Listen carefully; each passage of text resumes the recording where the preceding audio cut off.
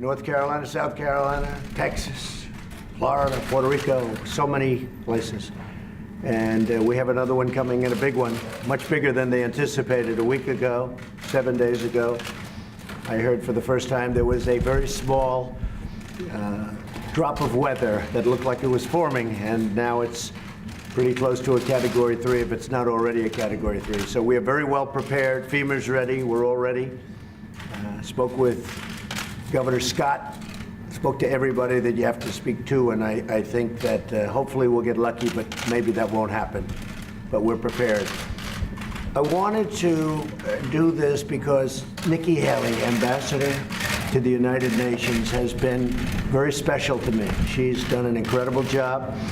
She's a fantastic person, very importantly, but she also is somebody that gets it. She has been at the United Nations from the beginning with us, right from the beginning, and worked with us on the campaign. It's been really a long time, very intense, and she told me probably 6 months ago, she said, you know, maybe at the end of the year, at the end of a 2-year period, but the end of the year, I want to take a little time off. I want to take a little break. She's been a very successful, as you know, governor of South Carolina for 8 years.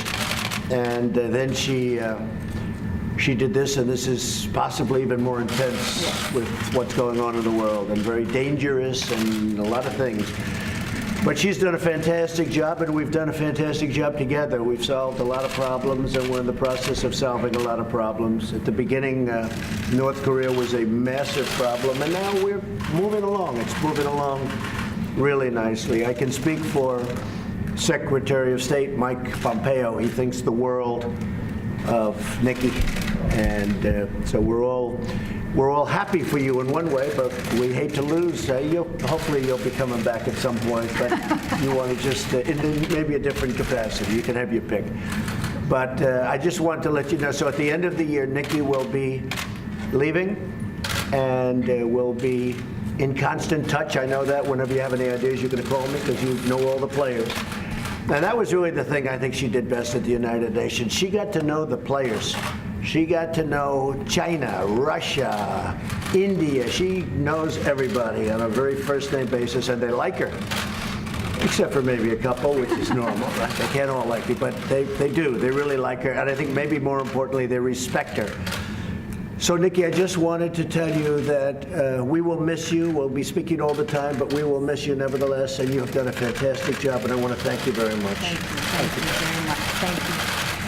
Well, I want to say, first of all, I want to thank the President for just, allowing us to come out and talk to you this way.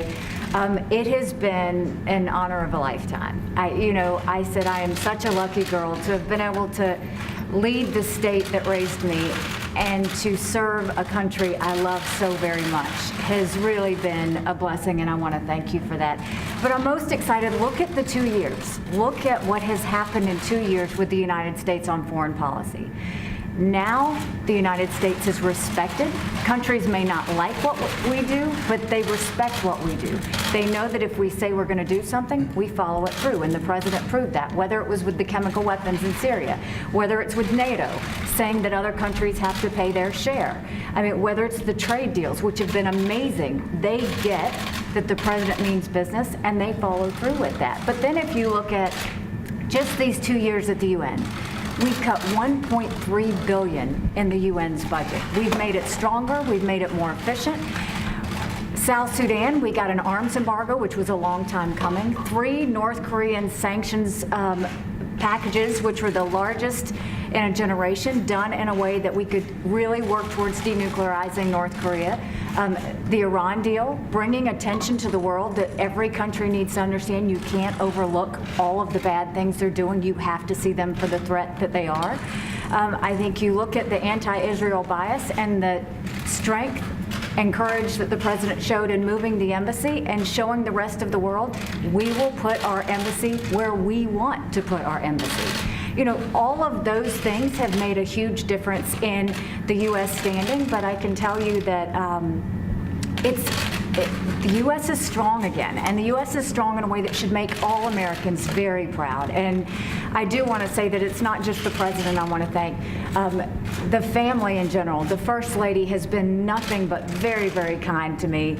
I can't say enough good things about Jared and Ivanka. Jared is such a hidden genius that no one understands. I mean, to redo the NAFTA deal the way he did, what I've done working with him on the Middle East peace plan, it is so unbelievably well done.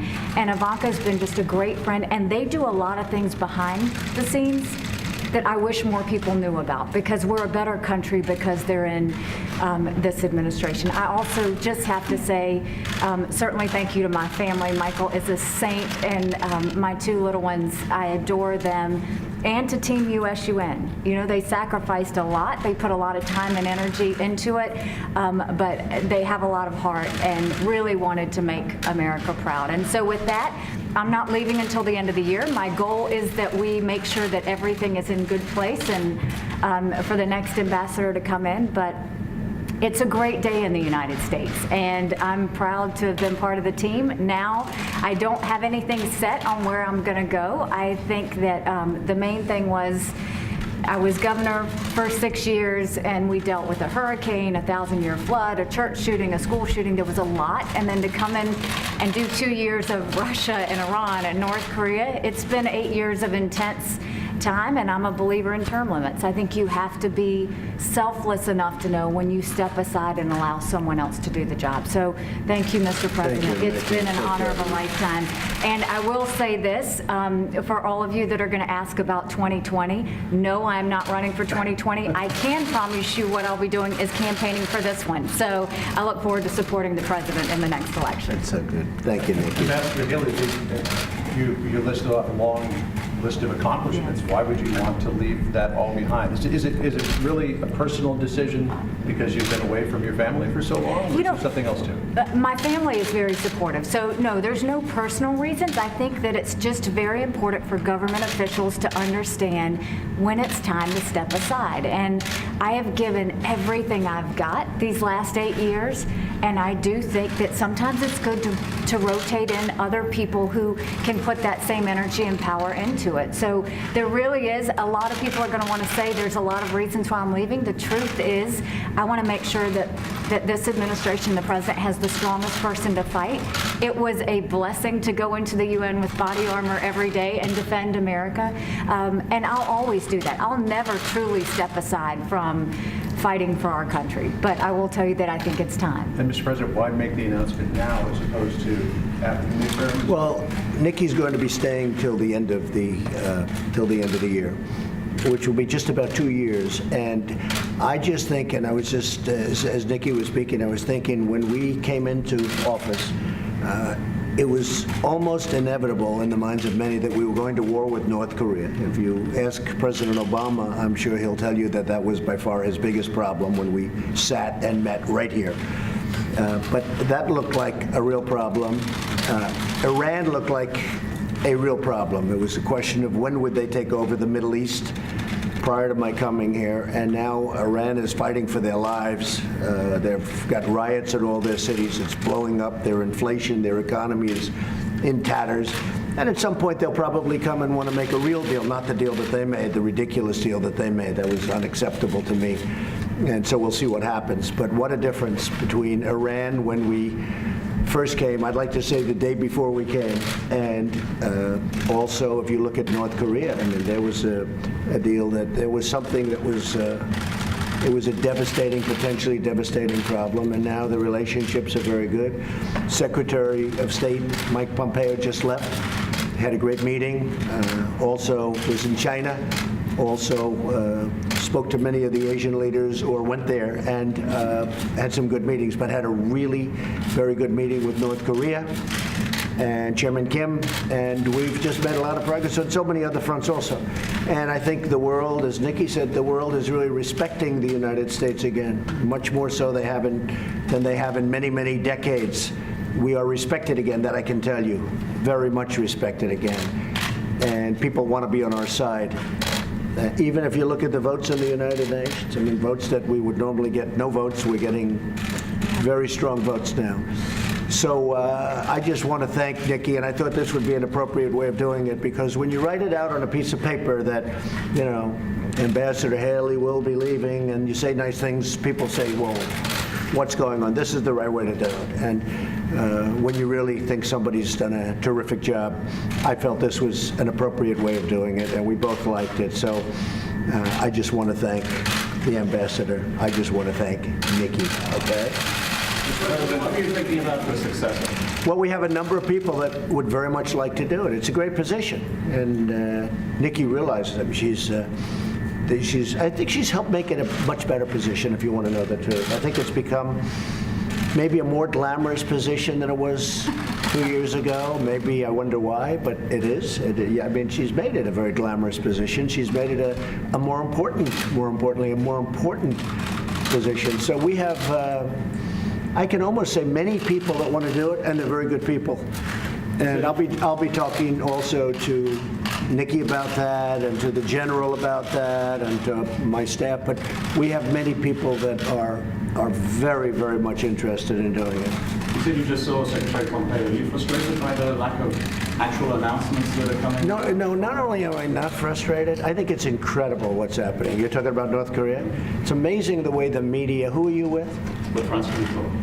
With who? France 24. France. So it's amazing the way the media says that, you know, for 80 years they couldn't do a thing. And what are we in, 3 months of negotiation? It's ridiculous. As I've said about 1,000 times, you got no rockets flying, you have no missiles flying, you have no nuclear testing, you have nuclear closings, closing up different areas of North Korea.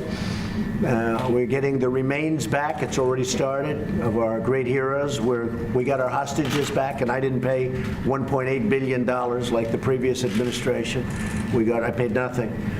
But I have agreed to meet, and I have agreed to spend time. But how long has it been since we left Singapore? It was 3 months or so.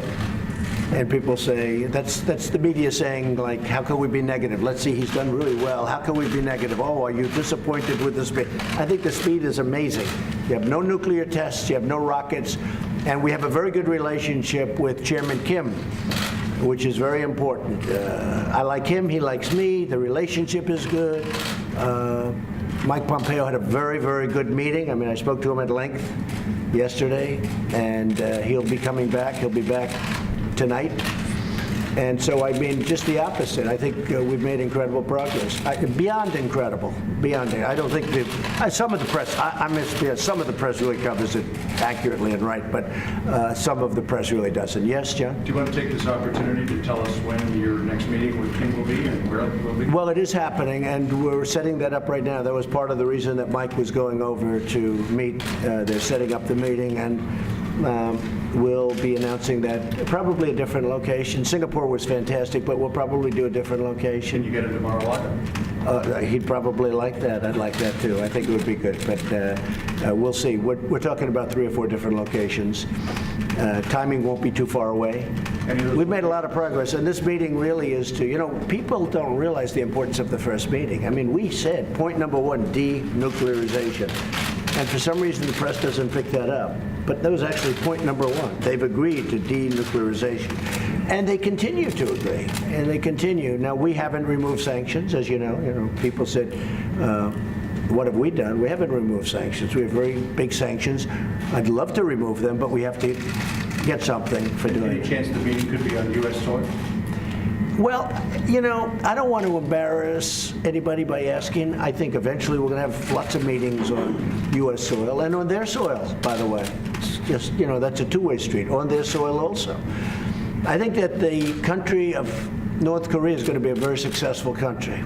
I think it's going to be incredibly economically successful.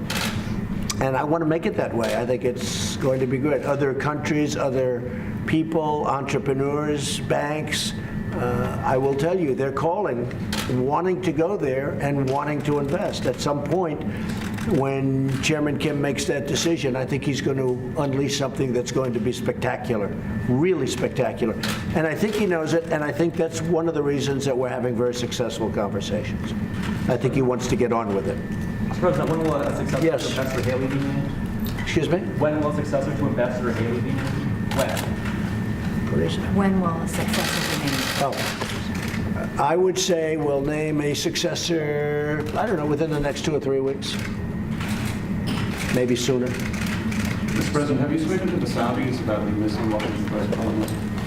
I have not. No, I haven't. But I will be at some point. What do you know at this point? I know nothing right now. I know what everybody else does, nothing. Just What's your response to Hillary Clinton saying last night's swearing in of Judge Kavanaugh was more a political event than it was a national event? I guess that's why she lost. She doesn't get it. She never did. I knew that a long time ago. Hillary never got it.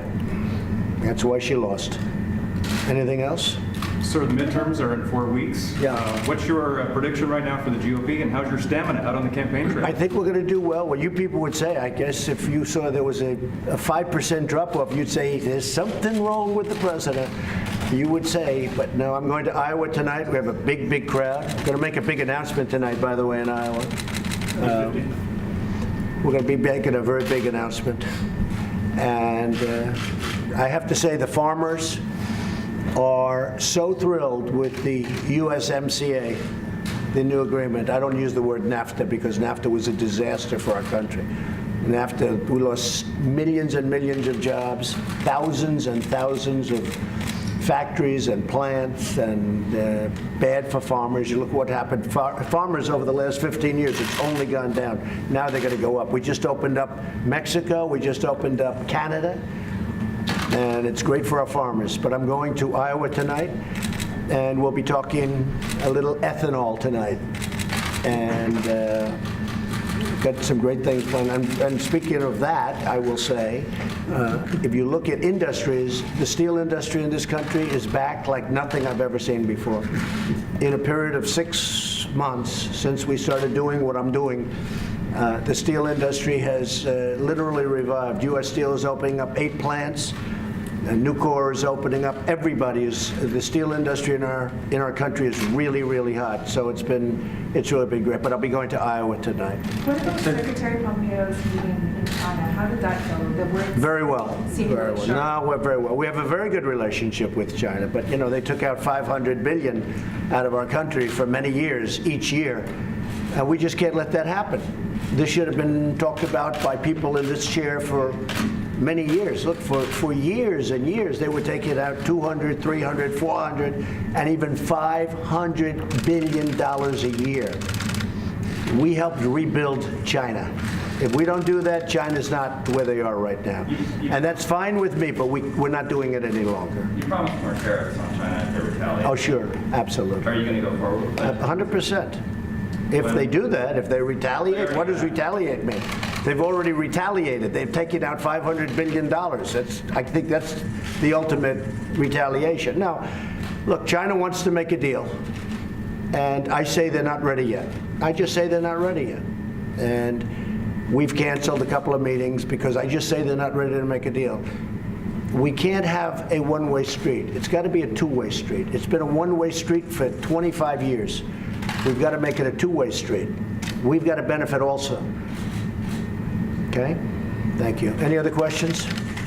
So I just want to finish because this is really the pure reason for this is, Nikki, you've been fantastic. You're my friend. And I just, on behalf of the country, I want to thank you for a great job. Thank you, Nikki. Thank you very much, everybody. Thank you. Thank you. Thank you.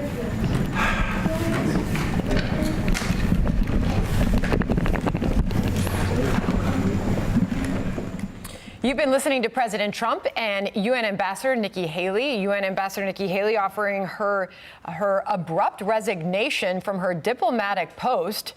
No one really seemed to know inside of Washington. I'm Sandra Smith in New York. My colleague John Scott joins us now. The president accepted her resignation, said that she came to him about 6 months ago and had said that she might want a break sometime by the end of the year.